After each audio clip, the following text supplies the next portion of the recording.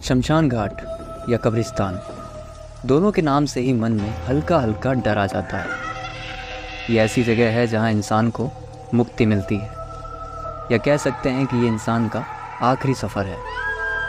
लेकिन क्या हो अगर यहाँ कोई छूट जाए? मेरे कहने का मतलब है, यहाँ कोई ऐसी आत्मा रह जाए जिसे मुक्ति ना मिल पाए। ऐसी जगह जहाँ दिन में भी जाने पर डर लगता हो। वहाँ एक शैतानी प्रेत के बीच 24 साल का लड़का फंस गया। ये वो अनुभव रहा जिसने इस लड़के की ज़िंदगी बदल कर रख दी, और साथ ही साथ आसपास रहने वाले लोगों के मन में भी डर बैठा दिया। स्वागत है आप सबका एक और भूतिया कहानी में। पहले इंट्रो, फिर शुरू करेंगे आज की कहानी।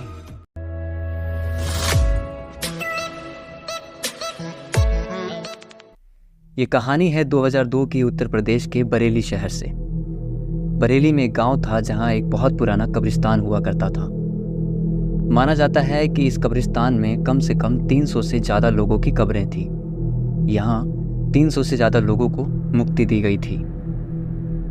इस कब्रिस्तान को बहुत जल्द बंद किया जाना था, जिसका कारण तो हमें नहीं पता, लेकिन इस कब्रिस्तान से कुछ ही दूर एक नया कब्रिस्तान हाल ही में बनकर तैयार हुआ था।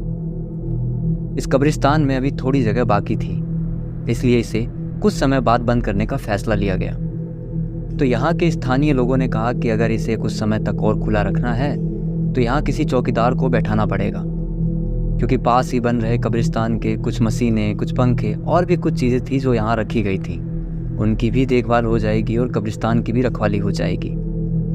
इस बात से सब लोग सहमत थे कि हाँ, यहाँ एक चौकीदार तो होना चाहिए। उन्हें इस काम के लिए एक चौकीदार भी मिल गया, जो पास ही के गांव में रहता था।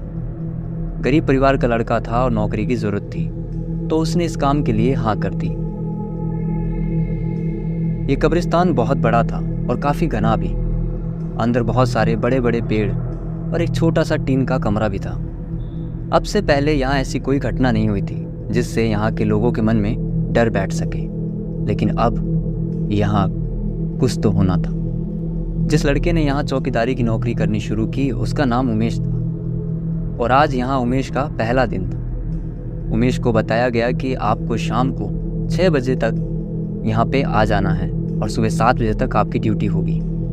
उसके बाद लोगों का आना जाना शुरू हो जाता है, तो कोई दिक्कत की बात नहीं है। जैसा उसे कहा गया था उसके मुताबिक उमेश ठीक शाम के 6 बजे अपनी ड्यूटी पर आ गया था। यहाँ उमेश के मन में भी डर जैसा कुछ नहीं था। रात हुई, उमेश ने कब्रिस्तान के बाहर बैठकर खाना खाया और वापस अपने कब्रिस्तान में बने उस टीन के कमरे के अंदर आकर बैठ गया और थोड़ी देर बाद सो गया।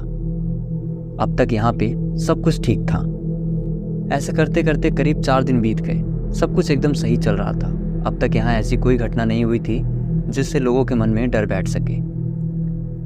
5वें दिन जब उमेश सोकर उठा और घर जाने के लिए जैसे ही बाहर निकला, तो देखा कुछ लोग वहाँ एक बॉडी के साथ कब्रिस्तान में खड़े हैं।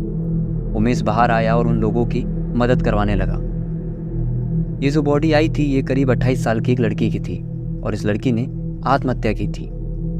ये सुनकर उमेश को थोड़ा सा दुख हुआ, लेकिन उसने एक बात पर ध्यान दिया कि इस लड़की का जो आखिरी क्रियाक्रम होना था वो सही तरीके से नहीं हो पा रहा था। तो उसने इस बारे में जब उन लोगों को पूछा, तो उन लोगों ने बताया कि इस लड़की का इस दुनिया में कोई नहीं है, ये अकेली है।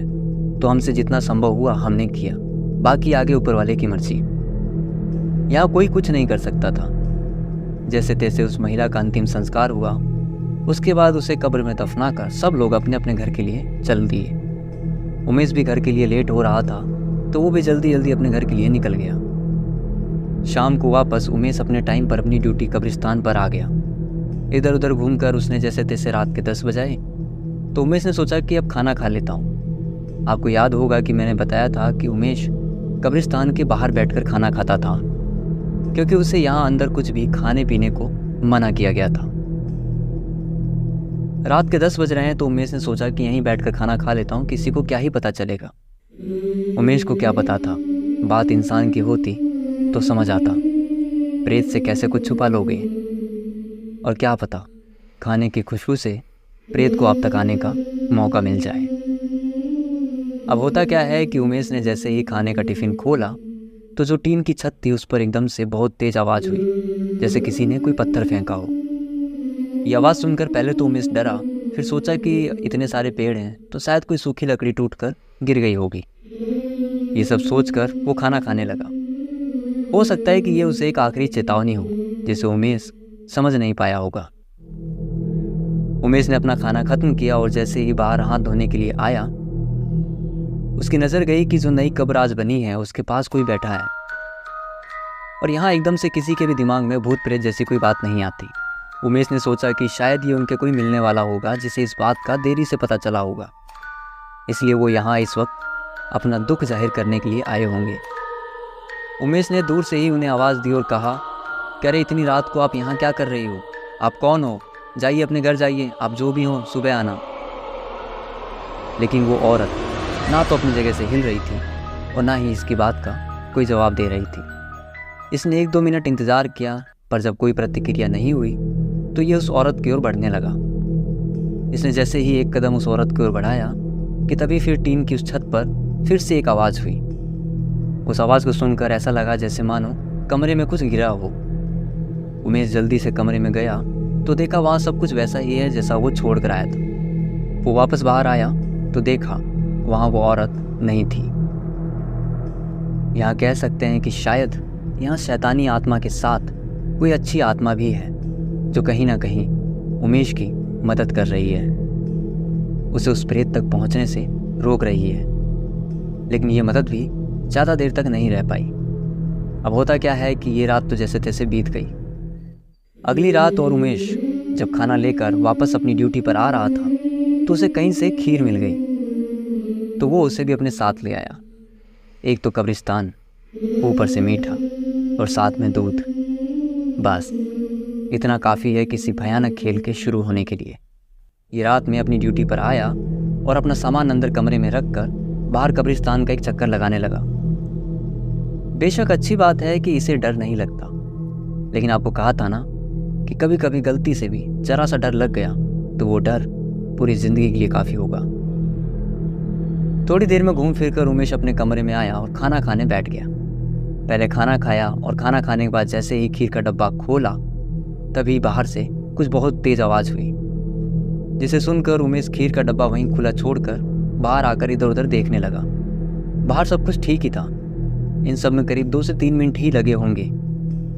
वो वापस अंदर गया और खीर को देखा तो वो थोड़ी काली सी पड़ चुकी थी और थोड़ी बदबू सी भी आ रही थी, जैसे खीर खराब हो चुकी हो।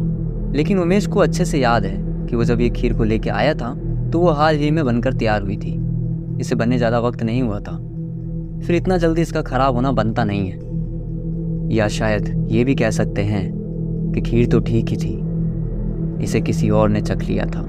इसने खीर को वहीं बाहर दीवार के कोने में फेंक कर वापस आने लगा। जैसे ही उमेश मुड़ा तो उसे ऐसा लगा जैसे किसी के हंसने की आवाज़ आई हो। पहले तो सोचा कि शायद हवा से पेड़ पत्तों की आवाज़ हो रही होगी, लेकिन ये आवाज़ लगातार आ रही थी। तभी ध्यान दिया कि हंसी की आवाज़ अब धीरे धीरे रोने में बदलती जा रही है। नज़र घुमाई तो देखा वहीं उसी नई वाली कब्र पर एक औरत बैठी है, जो बैठे बैठे बस रोए जा रही है। इतनी रात यहाँ कौन आएगा? उमेश उस औरत को देखने के लिए धीरे धीरे उसकी तरफ जा रहा था, लेकिन जैसे जैसे थोड़ा पास गया वहाँ वो औरत नहीं दिखाई दी। उसे ये सब समझ नहीं आया कि तभी फिर किसी के हंसने की आवाज़ आई। यहाँ से उमेश के मन में थोड़ा थोड़ा डर आने लगा। उसे लगा कि शायद यहाँ कुछ गलत हो रहा है। उसने सोचा कि यहाँ से बाहर चले जाना ही ठीक होगा। वो जैसे ही गेट की ओर बढ़ा तो उसे गेट पर वही औरत फिर से खड़ी नजर आई। ये सब अब धीरे धीरे डरावना होता जा रहा था। अंदर वो रुक नहीं सकता क्योंकि कब्र पर बैठा उसे कोई नजर आ रहा है। बाहर भी वो जा नहीं सकता क्योंकि गेट पर भी उसे कोई ना कोई तो नजर आ रहा है। उमेश जल्दी से कमरे में भागा और जाके दरवाजे को बंद कर लिया। उसे लगा कि शायद वो जो भी है वो अंदर तो नहीं आ पाएगा, पर वो तो प्रेत है, उसे कैसे रोक लोगे। उसने सोल ओढ़ा और वहीं कोने में सोने की कोशिश करने लगा। तभी किसी ने उसकी चादर को जोर से खींचा। ये डर के अचानक से उठकर बैठ गया तो देखा कोने में कोई बैठा है काले कपड़ों में, और उसका एक हाथ कटा हुआ है। ये सचमुच बहुत भयानक था, जिसे देखकर उमेश की रूह कांप उठी। वो भागकर वहाँ से बाहर आया और यहाँ पूरी रात एक से बढ़कर एक एक से भयानक एक खेल हुए। सुबह जब यहाँ पे लोगों का आना जाना शुरू हुआ तो किसी की नज़र उमेश पर गई। उमेश अब इस दुनिया में नहीं था और उसकी बॉडी वहीं उसी नई वाली कब्र के पास मिली। जब लोगों ने उसे देखा तो वो काफ़ी डरावना था। आंखें पूरी काली और चेहरा पूरा सूखा हुआ था, जैसे शरीर में खून की एक बूंद ना हो। उसका एक हाथ भी कटा हुआ था। बहुत से लोग तो उसकी बॉडी को देखकर डर गए। इसके बाद लोगों ने इस बात की जानकारी उसके घर वालों को दी और वहीं उसी कब्रिस्तान में उसका अंतिम संस्कार किया गया। इस घटना के कुछ दिनों बाद ही लोगों को यहाँ कुछ महसूस होने लगा। उन्हें लगा कि यहाँ दीवार पर कोई बैठा है या गेट पे कोई खड़ा है। कभी कभी कब्रिस्तान से लोगों को चिल्लाने की, रोने की आवाज़ें सुनाई देती थी। इस तरह की घटनाएं जब लगातार होने लगी तो इस कब्रिस्तान को कुछ टाइम बाद बंद कर दिया गया और इसके आसपास रहने वाले लोगों ने भी वो जगह छोड़ दी। कहा जाता है कि वो औरत आज भी वहाँ लोगों को दिखाई देती है। आज भी उस कब्रिस्तान में कोई है जो नहीं चाहता कि ये कब्रिस्तान फिर वापस कभी खुले। आज की कहानी में सिर्फ इतना ही। ये कहानी आपको कैसी लगी हमें मैसेज या कमेंट करके ज़रूर बताइएगा। अगर ये कहानी आपको पसंद आई तो इसे औरों तक शेयर कीजिएगा।